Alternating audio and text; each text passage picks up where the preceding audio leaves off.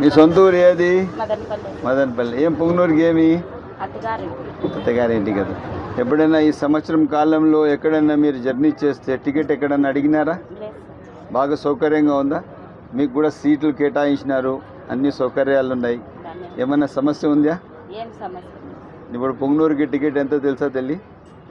30 రూపాయలు.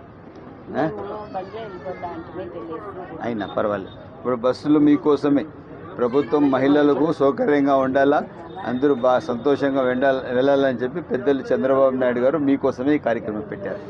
సౌకర్యంగా ఉందా తల్లి? Right, thank you. మీకు ఆర్థిక భారం కూడా కాకూడదని మీకు ఫ్రీ పెట్టారు. ఓకే. గర్ల్స్ కాలేజ్ చదువు బాగానే చెప్తా ఉన్నారు కదా. ఏ ఊరికి పోతా ఉన్నారు? మీ సొంత ఊరి అది? మదనపల్లి. ఇప్పుడు ఎక్కడ వెళ్తున్నారు? కదిరోలపల్లి. కల్లూరుపల్లి ఎక్కడ? గురుంకొండ దాటి. బస్సులో టికెట్ ఏమన్నా అడుగుతా ఉన్నారా? ఏమన్నా ఈ మధ్యలో టికెట్ ఇచ్చినారా?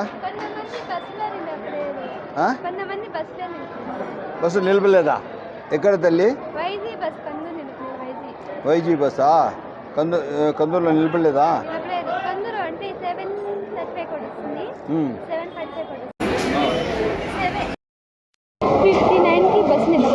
అవునా? తెల్లారు వచ్చేటప్పుడు అప్పటికి మీకు కాలేజ్ దొరికిండదే.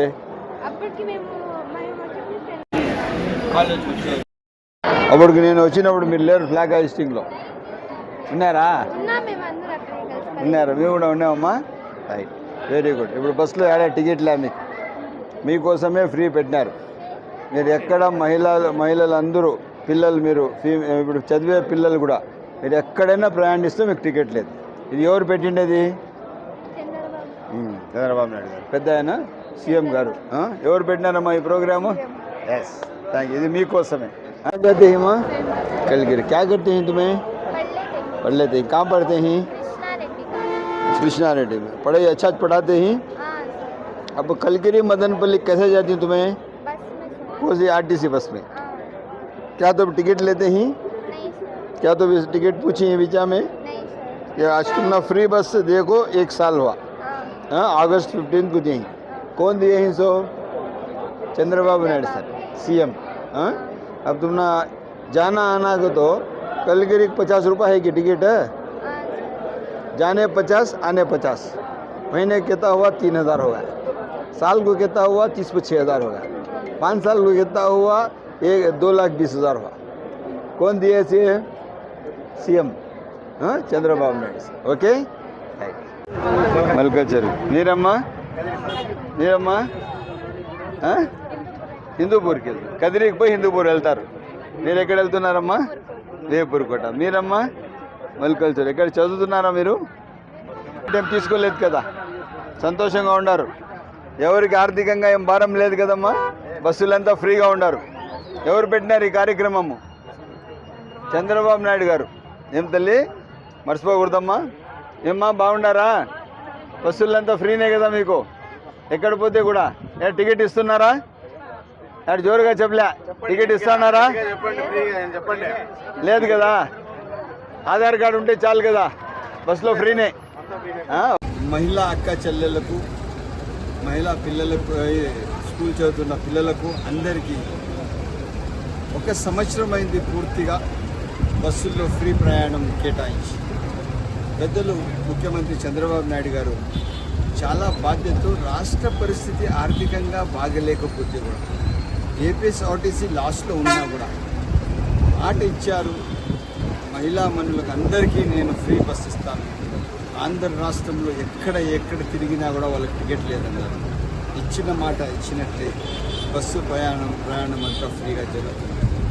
నేను ఈరోజు దాదాపు ఒక 3 బస్సులు బస్టాండ్లో ఉన్న మహిళా అక్క చెల్లెళ్ళు, అదే స్కూల్లో చదువుతున్న పిల్లలకు అందరికీ అడగడం ఏమని, ఈరోజు ఎక్కడైనా వాళ్ళకి సమస్య ఉందా, ఎక్కడైనా టికెట్ అడుగుతున్నారా, వాళ్ళ కేటాయించిన సీట్లో ఏమైనా సమస్యలు ఉన్నాయా అని క్లియర్ కట్గా మాట్లాడితే ఎక్కడ కూడా కానీ వాళ్ళు లేదు, మాకు చాలా సౌకర్యం ఉంది. ముఖ్యమంత్రి పెద్దలు చంద్రబాబు నాయుడు గారికి ప్రత్యేక ధన్యవాదాలు తెలిపారు. ఈరోజు ఈ కార్యక్రమంలో మనతో మన ఆర్ఎం గారు, 1 డిపో 2 డిపో మేనేజర్ గారు, అదే ఎంఎఫ్లు, అదేవిధంగా ఉన్న యూనియన్ లీడర్లు అందరూ వచ్చేసారు. అదేవిధంగా పిల్లలు ఏదైతే కాలేజ్ చదువుతున్న పిల్లలు, అదేవిధంగా ఇక్కడ ప్రయాణిస్తున్న మహిళా అక్క చెల్లెలు అందరూ మనతో ఉన్నారు. చాలా బాగున్నారు, సంతోషంగా ఉన్నారు. ఇంకా త్వరలో బస్సెస్ ఏదైతే ఎలక్ట్రిక్ బస్సెస్ వచ్చేస్తే మనం ఏదైతే ఇప్పుడు ఫ్రీ ఇస్తున్నామో దానికి ఆల్టర్నేట్ అయితే అదే డీజిల్ ఖర్చు, సిఎన్జి ఖర్చు రాకుండా ఉన్నప్పుడు మనకి ఎక్కడ లాస్ ఉండదు. తప్పకుండా రాష్ట్రం అంతా త్వరలో ఎలక్ట్రిక్ బస్సులు వచ్చిన తర్వాత ఇంకా ఏపీఎస్ఆర్టీసీ లాభంలో ఉంటుంది. ఏపీఎస్ఆర్టీసీ ఎప్పుడు ఉన్నప్పుడు 10 మంది దీంట్లో బతుకుతారు, వాళ్ళ కుటుంబాలు బాగుంటారు. అందరి కోసం మనం సౌకర్యం కల్పిస్తూ ఏపీఎస్ఆర్టీసీ కూడా బాగుండాలి. 1989 యాక్ట్ ప్రకారం, మోటార్ వెహికల్ సెంట్రల్ యాక్ట్ ప్రకారం ఒక ఫ్రీ కాంపిటీషన్, హెల్తీ సర్వీసెస్ ఉండాలా, అందరికీ ప్రజలకు సౌకర్యం ఉండేటట్టుగా ఉండాలని చెప్పి ఏదైతే యాక్ట్ క్లియర్గా చెప్తుందో అదే క్రమంగా మనం అందరం కలిసి ఏపీఎస్ఆర్టీసీ మంచి కోసం కోరుతూ ముందుకు నడుస్తామని చెప్పి